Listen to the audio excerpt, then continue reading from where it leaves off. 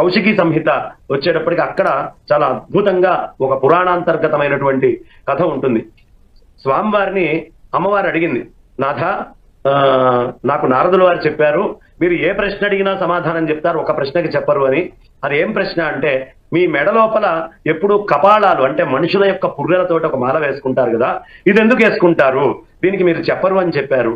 అంటే స్వామి కూడా నవ్వి ఇది కాకుండా వేరే ప్రశ్న అడగమంటారు.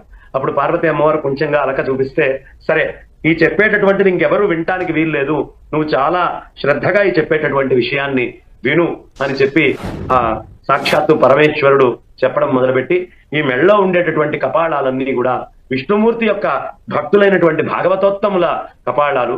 ఆయన పూర్ణంగా మోక్షం ఇచ్చిన తర్వాత అలాంటి కపాళాలన్నీ కూడా నేను ఇక్కడ ధరిస్తూ ఉంటాను అని చెప్పి భాగవతాన్ని చెప్పడం ఆరంభించారు. అప్పుడు అక్కడ ఆ పైన ఉండేటువంటి గూట్లో ఒక రామచిలక ఉంది. ఇక్కడ జీవించి ఉండేటటువంటి ఏది ఉండడానికి వీల్లేదు, అన్ని జీవులు వెళ్ళిపోవాలని పరమేశ్వరుడు ఆజ్ఞాపించాడు. ఆ పావురం గుడ్డు పెట్టి పావురం వెళ్ళిపోయింది. గుడ్డు జడమవడం వల్ల అది వెళ్ళలేదు. కానీ స్వామివారు ఒక్కసారి ధ్యాన ముద్రలోకి వెళ్ళి మొదలు పెట్టాక ఆ గుడ్డు కింద పడి దాంట్లోంచి ఒక చిన్న రామచిలక వచ్చి ఆ చిలక వినడం మొదలుపెట్టింది.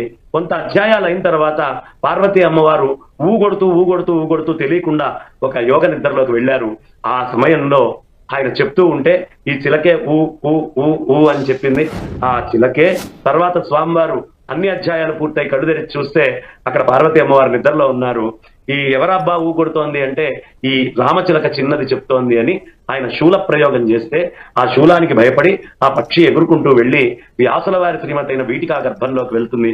ఆ వెళ్ళినటువంటి గర్భంలోంచి బయటికి వచ్చినటువంటి శ్రీశుకుల వారే ఇవాళ రోజున మనకి భాగవతాన్ని అందించినటువంటి ఈ లోకానికి వ్యాస లిఖితమైనటువంటి విష్ణువు దగ్గర నుంచి బ్రహ్మదేవుడికి నారదుడికి వచ్చినటువంటి వ్యాసుల వారి దగ్గరికి చేరిన భాగవతాన్ని పరీక్షిత్తుకి చెప్పి ప్రపంచానికి అందించినటువంటి శ్రీశుకుల వారి జన్మకు కూడా ఆ ప్రదేశమే కారణము.